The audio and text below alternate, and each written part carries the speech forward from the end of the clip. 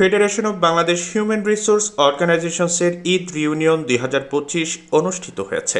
শুক্রবার রাজধানীর একটি হোটেলে এই রিউনিয়ন অনুষ্ঠিত হয়। এই অনুষ্ঠানের কনভেনার হিসেবে দায়িত্ব পালন করেন সংগঠনটির অন্যতম পরিচালক ও এডোভিজ গ্লোবালের সিইও মোহাম্মদ মোরাদ হোসেন। এফপিএইচআরও এর প্রতিষ্ঠাতা সভাপতি ডক্টর মোহাম্মদ মোশাররফ হোসেনের সভাপতিত্বে অনুষ্ঠানের শুভেচ্ছা বক্তব্য রাখেন ফেডারেশনের সহসভাপতি অধ্যাপক ডক্টর ফরিদে সোবহানী। ডক্টর সোবহানী এইচআর পেশাজীবীদের এরকম সামাজিক কর্মকাণ্ডে অংশ নেওয়ার প্রয়োজনীয়তার উপর গুরুত্ব আরোপ করেন। পকেটে অনেকের টাকা থাকে, কোটি কোটি টাকা থাকে, কিন্তু একটা অর্গানাইজেশনের জন্য টাকা ব্যয় করা, স্পন্সরশিপ দেওয়া অনেক কঠিন ব্যাপার। তো যেই জন্য তাকে অসংখ্য ধন্যবাদ। স্বাগত বক্তব্য রাখেন এই অনুষ্ঠানের আহ্বায়ক মোহাম্মদ মোরাদ হোসেন। মোরাদ হোসেন এইচআর পেশাজীবীদের সামাজিক ও পেশাগত ঐক্যের উপর আলোকপাত করেন। অন্য ডিপার্টমেন্টের সঙ্গে কাজ করতে হলে আমরা যে কাস্কেড ডাউন করি, আমাদের যে নর্মস, বিভিন্ন কালচার, বিভিন্ন নেটওয়ার্কিং ইস্যুসগুলো, এগুলো এই একটা ডিপার্টমেন্টের মাধ্যমে কিন্তু অন্য ডিপার্টমেন্টে স্প্রেড করি আমরা।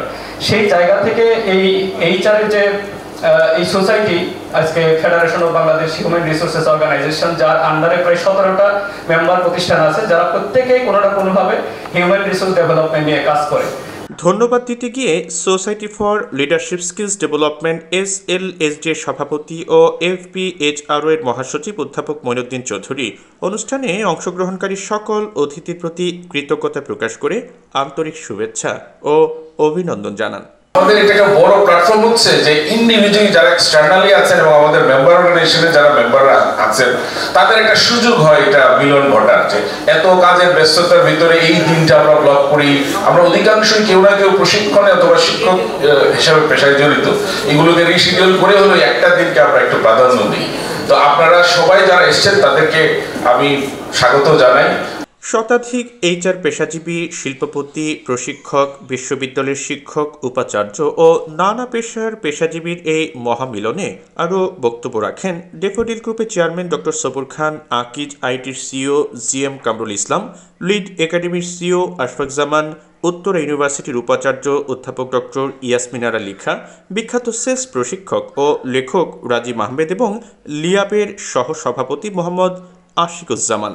যেটা আমাদের বেসিক ফাউন্ডেশন, যেটাকে আমরা টলারেন্স বলি, এথিক্স বলি, মোরালিটি বলি, তো এটা একটা ব্যাপার। এই জন্য আমি আমার থেকে ধন্যবাদ জানাই। আমি এখানে বসেই একটা প্রেজেন্টেশন তৈরি করে আমার এইচআরকে পাঠিয়ে দিলাম। এই যে ইন্ডাস্ট্রির সাথে যে বেসিক কোলাবোরেশনটা, আমি তুমি যদি অনেস্টলি বলতে বলেন আমাকে, সেইটা বোধহয় পুরোপুরি নাই।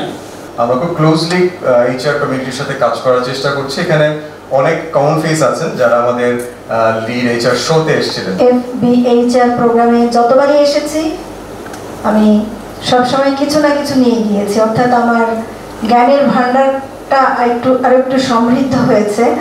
অনুষ্ঠানে এফপিএইচআরও এর জাতীয় কনভেনশন 2025-এর বিভিন্ন কৌশলগত দিক নিয়ে আলোচনা করেন সংগঠনটির সভাপতি ডক্টর মোহাম্মদ মোশাররফ হোসেন। বাংলাদেশ অনেক দিক দিয়ে এগিয়েছেন, কিন্তু মানব সম্পদ উন্নয়ন ব্যবস্থাপনাতে আগায় নেই। এখন আমাদের আলাদা আলাদা কাজ করার কোনো সুযোগ নাই, we have to work together. যার জন্য আমরা কিন্তু এই প্ল্যাটফর্মটা ক্রিয়েট করেছি এবং আমরা একসাথে কাজ করছি। তো আমাদেরকে সাপোর্ট করা মানে বাংলাদেশের এইচআর পেশাটাকে সাপোর্ট করা। সাংস্কৃতিক অনুষ্ঠান এবং রাতের খাবারের মধ্য দিয়ে অনুষ্ঠানের সমাপ্তি ঘটে। অনুষ্ঠানটির টাইটেল স্পন্সর ছিল টেক্সাস টিম গ্রুপ এবং অনলাইন মিডিয়া পার্টনার ছিল CNI।